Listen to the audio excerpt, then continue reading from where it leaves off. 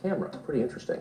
But first, President Donald Trump's executive order, his command that citizens of 7 Muslim-majority nations not be allowed into the U.S., at least temporarily, was greeted with astonishing hostility from both the left and even fellow party members on the Republican side. The White House is not backing down, though, and Press Secretary Sean Spicer claimed the meltdown over the weekend was utterly unjustified. Here's part of what he said. This has been blown way out of proportion and exaggerated. Again, you talk about in a 24-hour period, 325,000 people from other countries flew in through our airports, and we're talking about 109 people. It's a shame that people were inconvenienced, obviously, but at the end of the day, we're talking about a couple hours. Being able to come to America is a privilege, not a right. Well, joining us now is one critic of the president's executive order. Mark Hetfield is CEO and president of HIAS, an international refugee resettlement organization, indeed the oldest in the United States. Mark, thanks a lot for joining us. Thank you. So you issued a statement when this happened a couple of days ago, and part of it you said this: with the stroke of a pen, Donald Trump has abdicated American values. You didn't explain what those values are or how you might be privy to them exclusively, but I compared that against the public polling on the question, and I thought it was interesting. So the majority, according to the Rasmussen poll, 57% agree with this. And there's also, going back a long time, and I know you know this because you run this agency, strikingly low favorability on the question of whether we should admit refugees at all. So over the summer, just for example, there was a poll on should we admit Syrian refugees.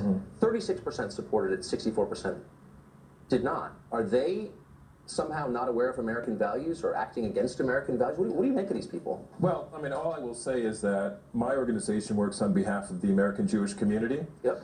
If I went by polls, we would have closed down in the 19th century. Refugees have never been popular, per se, right, which is why America slammed its doors on refugees in 1921, which is why 6 million people were trapped inside of Europe during the Holocaust and couldn't escape, because the United States and other countries failed to protect refugees, failed to allow people to flee. So I'm sorry. You're saying that the Holocaust happened because of American immigration policy? No. I'm not saying that at all. Okay. I'm not saying that. Because hundreds of thousands of Americans died fighting the Nazis. Absolutely, right. Absolutely. But what did happen is America turned its back on refugees during that period, just like we're turning our back on refugees right now. We're not responsible for the crisis in Syria, but we do have some responsibility to protect the refugees who are fleeing for their lives. Okay, well, I guess here's why I asked that first question. I think you've got a legitimate point of view. Lots of people I know are for admitting refugees, for sure. When you invoke the phrase American values, though, it suggests a set of absolute rules, and I'm not sure I know what those rules are. Right. So let's get right to what the rules are about American values, as you put it. So who has a right to come here? Who has a right to come here? I mean, it's not about having a right to come here. It's about America standing up for refugees. So America has an obligation. I mean, I think we're saying basically the same thing. So America has an obligation. Refugees don't have a right to come here per se, but a refugee who's been approved for refugee status by the United States government should be allowed to come here, and they were all turned away. I had to spend my Saturday dealing with a Syrian mother, her 5-year-old daughter, their 8-year-old daughter, who was trying to join her husband who had asylum in Connecticut. Right. They had an approval notice. They had been cleared and vetted. They got on a plane in Amman, where they'd been living as refugees for 3 years. They get to Kiev to connect to the flight to JFK, and they get turned around and get sent back to Amman. That sounds like a nightmare. I mean, I'm very sympathetic to them. I am. But I want to get back to the core principle here, because I think it's really important. You're saying it is an American value to admit refugees, and I'm asking you what the standards are. There are 60 million refugees around the world, according to the United Nations, and there are countless hundreds of millions of other people fleeing, I don't know, poverty, bad government, bad education, no health care, starving to death in some cases. What percentage of those do we have an obligation under the American values you refer to admit? Well, you know what? I'll tell you one thing. The percentage is not zero. And so that's the percentage. But tell me what the criteria are. I'm not going to go over what percentage. This is what you do for a living. Tell me. Sure. You invoked American values and suggested anyone who's against what you're for is somehow in contravention of American values. Well, it's a big thing to say. America has been welcoming refugees throughout its history, with some very shameful interruptions, such as the interruption between 1921 and 1965. I got it. You said that. So, but you're not answering the question, which is, how do I know which refugees need to come here if I'm going to apply the American values that you're referring to? Like, what are the rules? If you're going to run around with moral statements like, oh, you're a bad person because you're against refugees, tell me what the rules are so I can be a good person. Yeah, the rules are that you need to welcome those people who need protection. The United States needs to play a role. You see, the United States is a leader in refugee protection. And what makes us a leader isn't the number that we take. It's the way that we treat refugees when they come here. When a refugee comes to the United States, he's not known as a refugee. We don't put them in camps. We welcome them as new Americans. In camps? No, we spend a lot of money on them, huge amounts of money on them, as you know. We spend a lot of money in your organization, which takes a lot of tax dollars. But here's what, Tucker, I'm not arguing against that. Raise that, Tucker. I'm glad you raised that. I'm really glad you raised that. I wasn't attacking you. I'm merely saying we're very generous. That's the only point I'm making, and I think we should be. Let me tell you how generous you are. No. You are not answering the question, which is, in a world where there are tens or hundreds of millions of people who are fleeing all sorts of awful things, life or death situations, how do we know what our obligation is? You've said we have an obligation. You do this for a living. You've thought a lot about it. You're a smart guy. Tell me so I can evaluate all future policies through that lens. All right, well, and you're dodging it. Well, first of all, Tucker, you just said my organization takes a lot of tax dollars, so I'm obligated to respond to that. Okay. So let me respond to it. Okay, fine. Let me respond to it. But get to my question, though. I will, I promise. Quickly, thanks. So we get $2,075 per refugee. That is true from the State Department. What do we do with that? We pick them up at the airport. We bring them to the apartment, which we've rented. We pay 3 months' rent for that apartment. We stock it with food. We put furniture in it. We get the kids in school. You're great. We get them to, medical appointments. Great.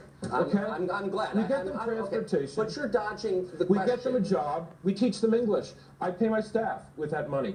$2,075. Try to pay rent for 3 months with that amount of money. Right. You know how we do it? Because we have to raise lots of private funds. We have lots of volunteers who participate Mark, in you're a little this. defensive on the question. I would point out, we looked at your IRS forms. Actually, it looks like the majority of the money you get comes from taxpayers, just for the record. That's about correct. 60%. And I just told you. Right, that's fine. So they have an interest in knowing what the rules are, what the Right. policy is, Right. right? It's not just you and a private organization Right. raising money from good-hearted people. Right. You're taking money from people by force through the tax code. The government's giving you money, No. and it's our money. So just answer my question. How do we know when we have an obligation to let someone in? Why not let all 60 million? Do we have an obligation to do that? And if not, No, why not? absolutely 60 not. million fleeing from harm. Why don't we have an Absolutely obligation to not. let them in? We have an obligation to see how can we play a role.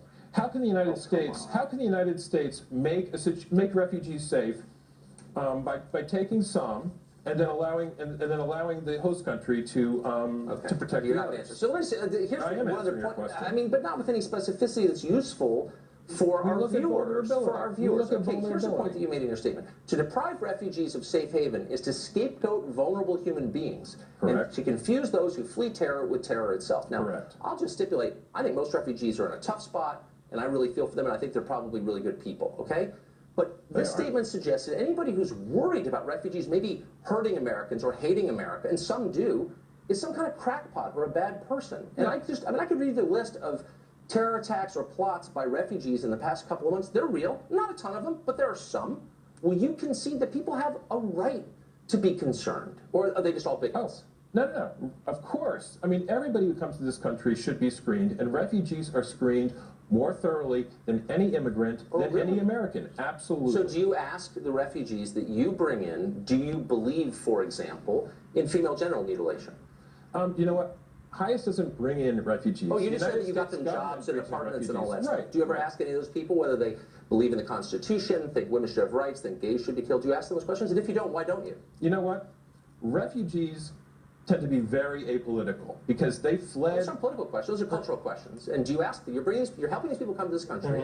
Why wouldn't you ask them? Do you believe in the country you're coming to? Refugees have one thing on their mind, which is they want a normal life. Well, I'm an they American. want to become Americans. But do they believe in the Constitution? That's a fair question to ask. I'm a U.S. citizen, so you know what? Why wouldn't you ask that question? Our refugees, one of the great things about this country is refugees are on a path to citizenship from the moment they enter, okay?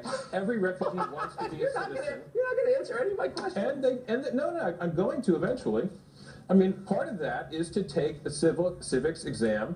Part of it is to swear allegiance to the Constitution. But isn't it kind of irresponsible for you not to ask, since you're, as you said, you're paying for their schooling, getting them jobs, teaching them English? You don't want a bunch of people who believe in female genital mutilation coming in the country, do you? These people, some of them are coming from countries where it's almost universal. Why wouldn't you say, we don't do that here? Why wouldn't you say that? Homeland Security screens refugees, not ICE. Oh, but you're taking all this money. I think you'd want to do that just as a responsible person. How much money we get. I told you what we have to do with that money. Mark, we're out of time. I really appreciate it. I enjoyed it. Hope you did too. Thank you. I did too. Thanks.